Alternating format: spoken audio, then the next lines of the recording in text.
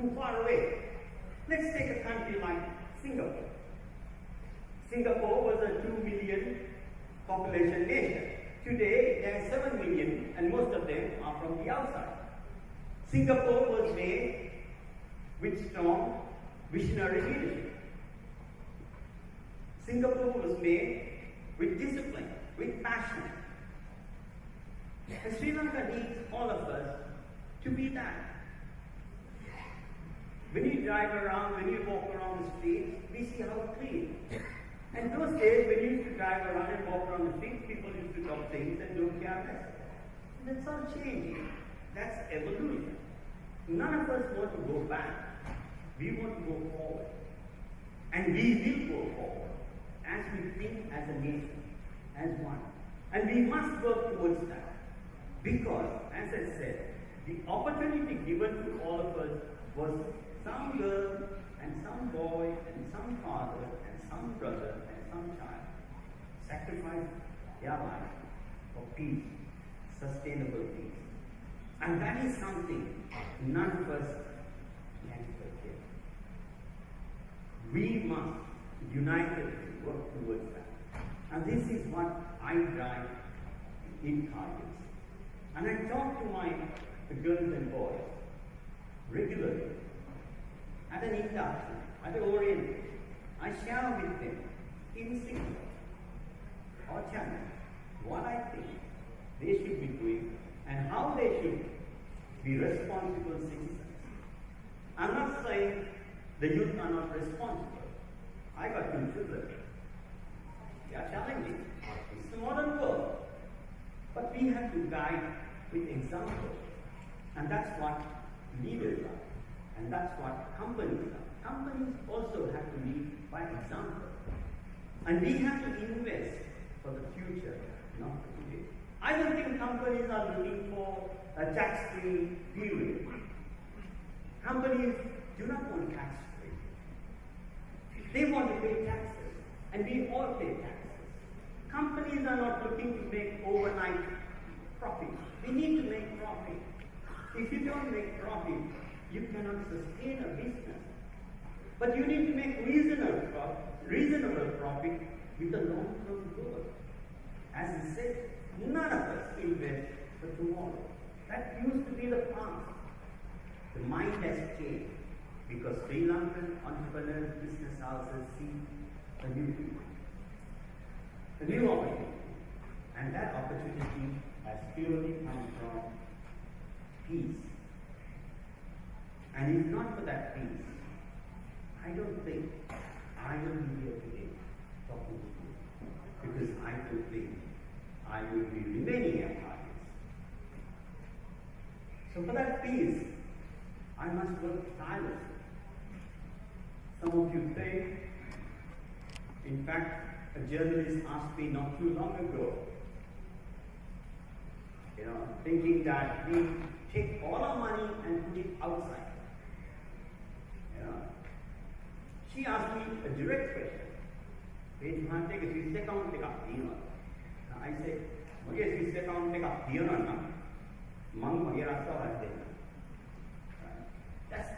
that's how they think. They have to change this thought process. And that is my example. And that must start at home, and not at the workplace. It starts at home. So companies start, leaders start at home. We are responsible. We are like some of you from the public service. We are responsible. We are public servants. We are answerable. We are institutions have a responsibility to be questioned.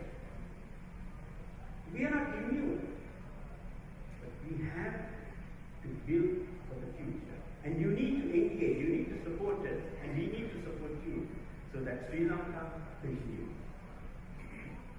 My time has come up. I got a few more minutes. I will continue. When I was asked last week, or maybe people asked to deliver this welcome address, I was thinking, why me? And I told the person who called me, you need to get somebody more prominent. I'm a grocery man. I'm an agricultural person. Generally, agriculture and grocery people are not looked to be as responsible. You know, they say Kadeka, they say Tham, Govia. They say, no. You come and you speak. So I am here because I represent Govia. I represent rural children who work with us. I'm not here because I'm a member of the business community in the Chamber of Commerce. I'm here because I represent, and that's what they told me. You represent these people. The future is in our hands. We have and we must work towards that. Whether we will see the future the way we want it to be, that's not up to us. When we are called to go, we have to go. But one thing, I repeat, Sri Lanka will remain prosperous and our children will enjoy, and we set an example for them to enjoy. Thank you very much for giving me this opportunity, and I thank all of you for continuing shopping at Food City and having a lot of magic ice cream. Have a great day, and I will. And sharing a few thoughts about what I think and how I feel about my country, Sri Lanka. For those who do not know me, I work for Cargills PLC. I joined Cargills in 1982 when Cargills was a little departmental store with 300 people working. Thereafter, many things happened. We started a little supermarket, and from one supermarket we went to another, but our progress was relatively slow. I had the occasion and opportunity way back in 1999 to engage with some farm families in an area which was new to me. I was invited to talk to a few farmers who were all men at that time, and they shared their heartaches to me, a man or a boy from Colombo, and who went to Colombo College. What they shared with me changed my life and changed the way I thought we should govern on Cargills Ceylon PLC. Being an old established organization, quite rigid in its thought process, the way they think and the way they conducted business, I had to change the process top down, not bottom up. We had not engaged with any farmer, nor have we ever thought we will engage with rural Sri Lanka. In 1999, we had 11 stores, Food City stores. For those of you who shop with us, thank you very much for paying my salary. And we had one manufacturing operation, which was in processed meats, and one Kentucky Fried Chicken, a restaurant at Majestic City. Having heard the difficulties these farm families face in terms of marketplace, linkages, value for their effort, a return on their investment, we thought that we would and we will try to make a difference in our little way. Life is short. Today we are here. When we are told to come, we got to go. We can't say, "Hetenna." So we started from day one. And when we started buying vegetables at a price we thought is affordable to us as well as profitable for the producer. From that day onwards, the company changed and I changed. It's all about Sri Lanka and making a difference to rural Sri Lanka. I started my career when the ethnic conflict or the conflict broke out in 1983. But we continued and believed in making a difference since what I heard in 1999. Today, the Cargill story is not just about supermarkets, it's about rural and regional Sri Lanka. Let me now talk to you something which I thought I would never see in my lifetime. I never ever thought in my lifetime I would see peace in this country.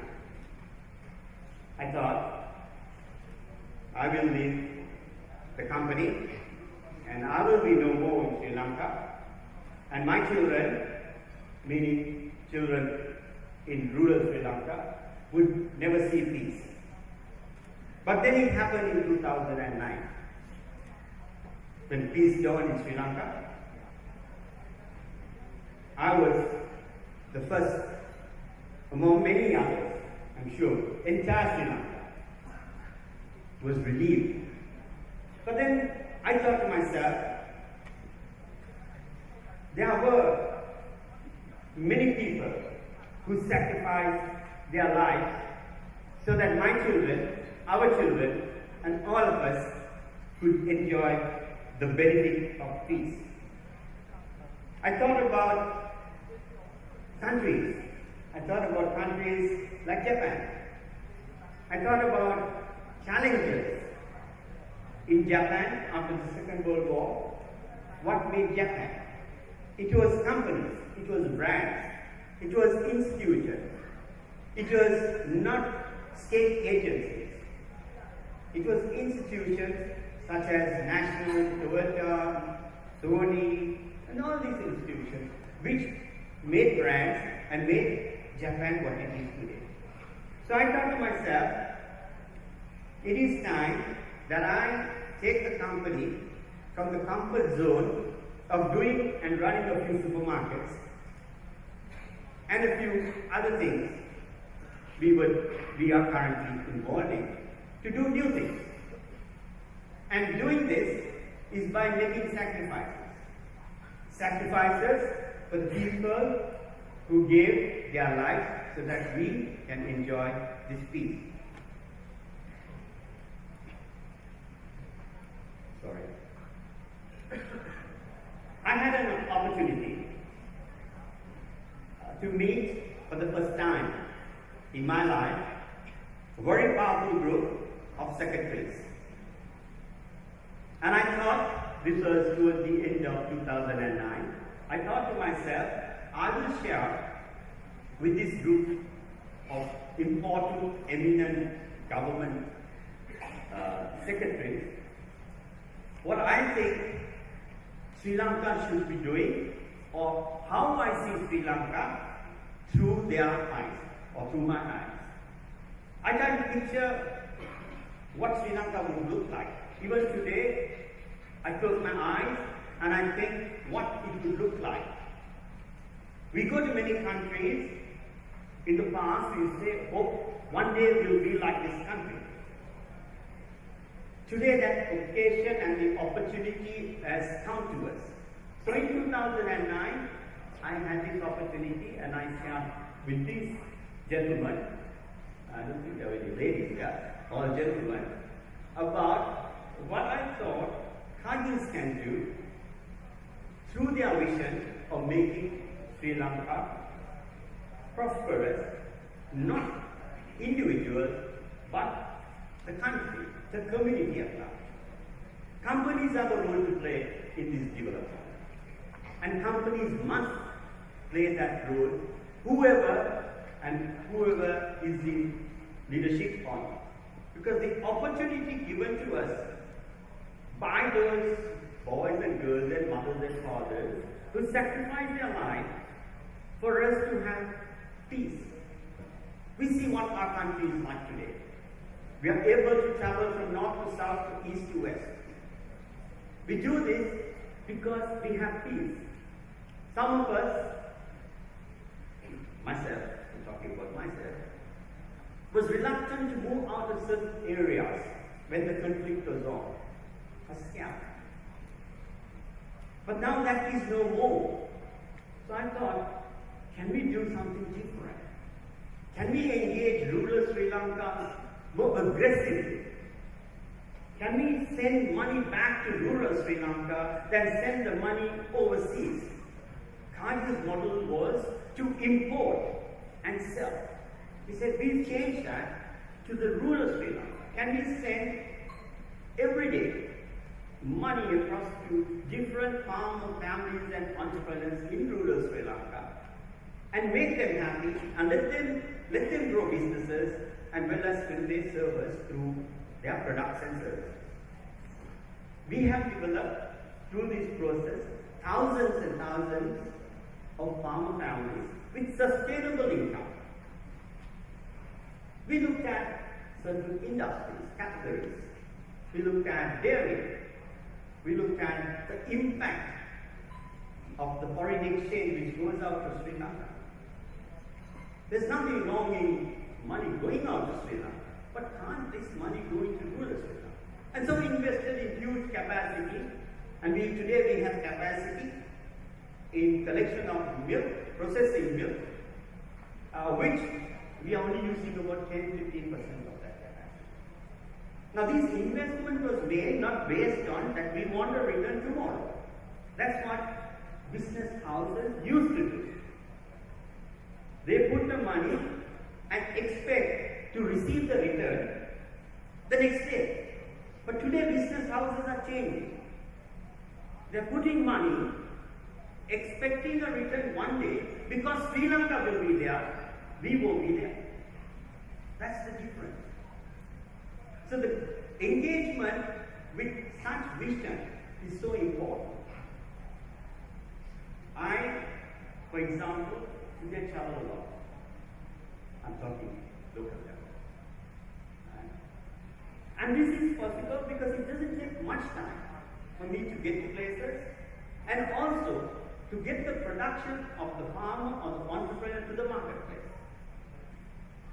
This environment must continue and will continue.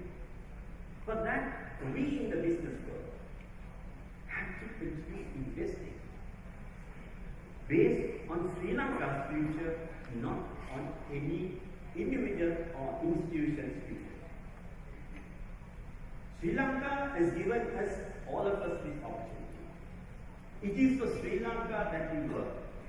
We don't work for a company or for an individual. And that's what we in the business world are striving day in and day out to make that difference. People perceive, imagine a farmer looks at a company as Cargills and thinks about, oh, this company is trying to take my money away. I must be very careful with this company. We have changed that and built trust with the farmer, with the entrepreneur. Of course, we have challenges, but what is life without a challenge? It's boring. Anything on a plate or a platter is not a challenge. Challenges are there. There are many challenges we face today. Many challenges. But as I said, life is boring without a challenge. So Sri Lanka has to be built with institutions. Institutions which are sustainable, which have strong foundations. We need to see new entrepreneurs. We want to see, and I personally want to see people challenging even the Cargills model.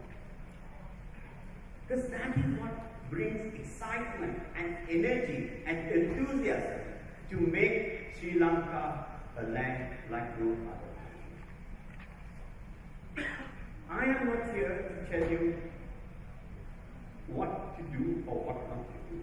I am here to share how I feel as a Sri Lankan and what goes through my mind and what goes through the Cargills' mind to make a difference for our country. My country has given me and all of us this opportunity. Recently, after many years, I went to Bangkok, Thailand. I just went there for a day. I last went 12 years ago. And I saw the movement of traffic.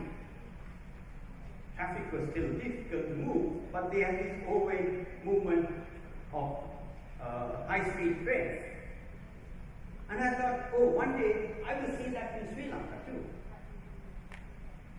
Right? I'm not trying to look at Sri Lanka to be like another